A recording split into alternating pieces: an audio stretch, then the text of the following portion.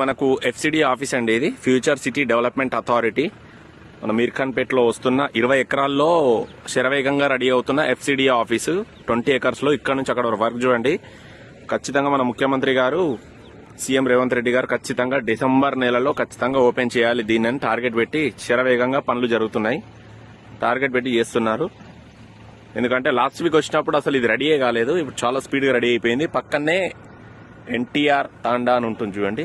అదంతా electronic power grid. ఇది 200 feet road, Meerkhanpet వెళ్లే రోడ్డు. దీని ఆపోజిట్ లో మనకు వచ్చేసి ఇది మనకు అమెజాన్ డేటా సెంటర్ చూడండి. ఆల్రెడీ రెడీగా ఉంది, వర్క్ జరుగుతుంది. అమెజాన్ డేటా సెంటర్ ఇది.